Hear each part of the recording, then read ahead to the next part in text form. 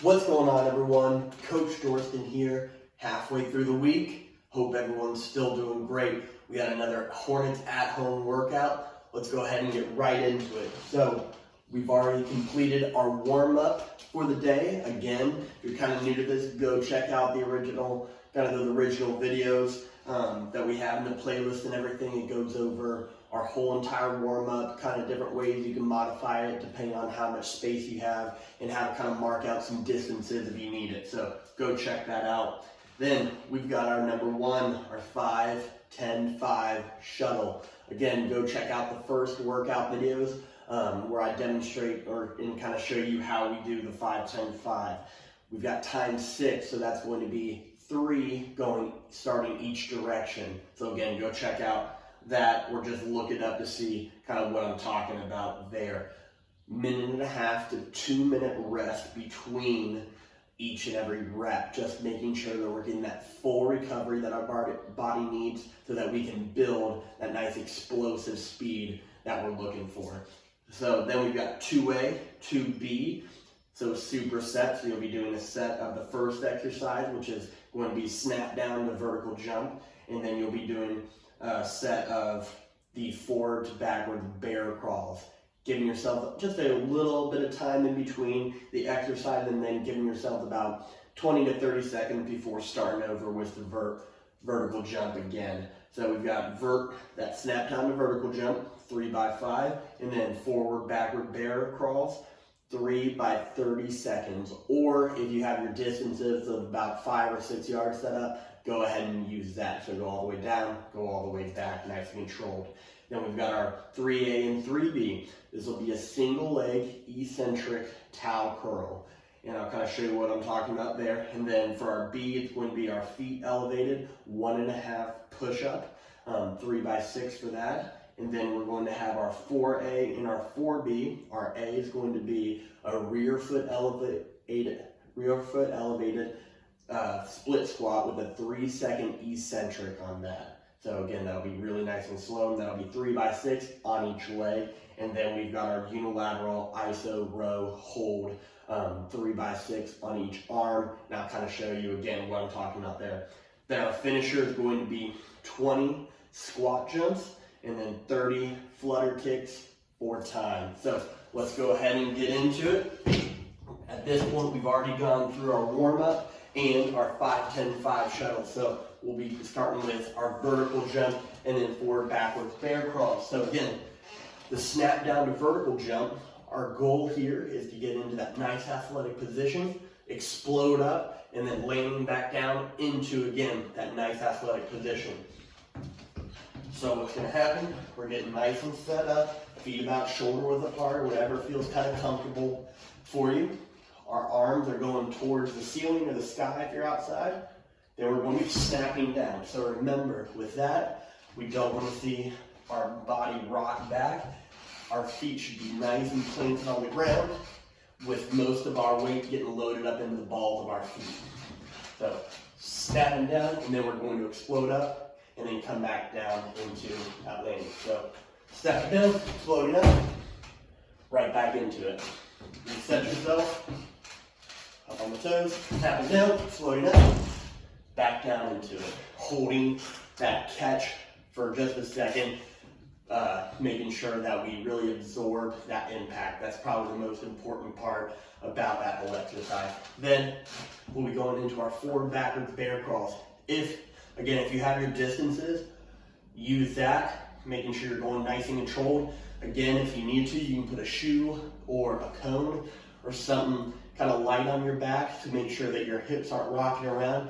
If that falls off, you'll know you're probably going a little bit too fast. You need to slow it down and get that control. But if you're inside, set your timer for about 30 seconds. Take about 2 or 3 steps forward, 2 or 3 steps back for that length of time. So I'm getting nice and set up, hands under shoulders, knees under hips, toes digging into the ground. Then we're going to be just like our cat-cow in our warm-up. We're coming up, tucking our hips under, raising our knees off the ground. Remember, really think about trying to push into your hands too. Just don't sit there and let your shoulder blades kind of touch. you should be pushing into the ground. Then taking about 2 steps forward, 2 steps back. It shouldn't be very big steps. And again, we're trying not to let our hips rock at all. You should be able to put a glass of water on your back and do that whole entire exercise. Then we've got our single leg 3-second eccentric cow curl. So I've got a blanket right here. Again, just try to find something. If you have sliders, even if you use like a sock on a wooden floor, like a tile floor, that'll work.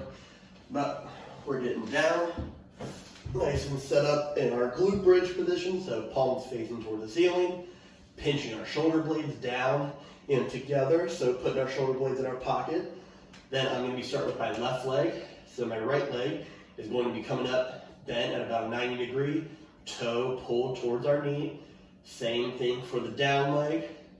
Then go up, making sure our core is nice and tight, and then going down. 1, 2, 3. If you can, pull yourself back up. If not, don't worry about it. Just think about going down. 1, 2, 3.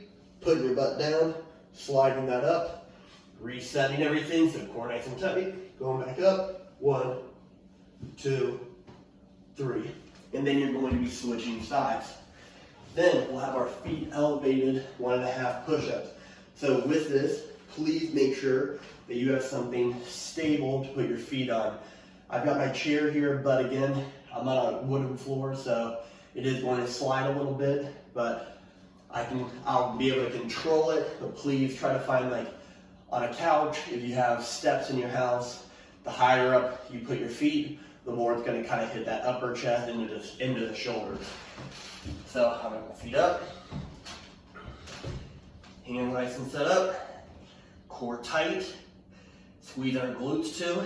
So then we're going all the way down, coming up about halfway, going back down, coming all the way back up. So 1.5. So again, everything nice and tight, going down all the way, up about halfway, all the way back down, and up. If you need to, you can modify it, just do feet elevated push-ups. If that's even too hard for you, what you can do is find a nice surface, solid place to put your feet, and then just going, think about pushing back, almost thinking about putting your head through your arms. And that'll still work kind of that upper chest, shoulder area. So then we'll be going into our rear foot elevated split squats with a 3-second eccentric. So again, try to find something that's nice and sturdy. Couch, bed, steps, or if you do have a chair, make sure it's like up against the wall or something really, really heavy behind it so it's not sliding out. So I've got my foot up on my chair in this case. Again, I'm going to be keeping my chest nice and tall, pinching our shoulder blades back and down, so tucking those shoulder blades into our pocket, and then 3-second eccentric on this, nice and slow. So going down, 1, 2, 3, making sure our knees not going over our toe, and that our whole foot is staying flat on the ground, and going back up, and going down, 1, 2, 3, back up. So make sure whichever foot you have up on the chair or your couch or whatever, make sure you're not pushing too much through that foot to help you. Try to keep all of that weight in that front leg best you can. Use that back leg just to help stabilize. So 3x6 on each leg with that, and then we've got our unilateral iso row holds. So if you have your weights at home, go ahead and use them. If you have a bucket that you can put books, water, anything in that you can use to row, go for that too. Just remember not to overload it. I've got my backpack with my books inside of it, and this exercise will be setting up, picking one side, then we're thinking about pushing our hips back. I don't want you to just think about leaning over, and I want you to think of pushing your hips back, get a little bend in the knees, that Hook bag or your weight's going to be down to your side, and then we're coming up. So rowing up, and then we're holding 5 seconds. 1, 2, 3, 4, 5. Back down, and come back up. 1, 2, 3, 4, 5. Back down. 6 on each arm. Remember, for those, try not to let the weight pull you to the side. You should look like you're nice and evened out, like it's not even affecting you. So you shouldn't be leaning to one side or the other, trying to compensate for that weight being there, but try to stay nice and steady the whole entire time of that. Then our finisher, our 20 jump squats, 30 flutter kicks for time. So set your timer, start it. So then you're going into your jump squats. Again, I don't care if your hands are out in front or on your ears, on your head, but try to keep that chest nice and tall, nice form. So going 20 of the jump squats, then you'll be getting down into the flutter kicks. So with that, make sure our core is nice and tight, so take that space away from your low back and the floor. Feet straight out, and then pointing or pulling our toes towards our knee. Put one low, one high, and then alternate. So one left leg coming up, one right leg coming up. If you got 30 of those, hit your timer. Once you're done, stop it, record that, send it to your coaches, and we'll see you on Friday. Let's keep it up, everyone.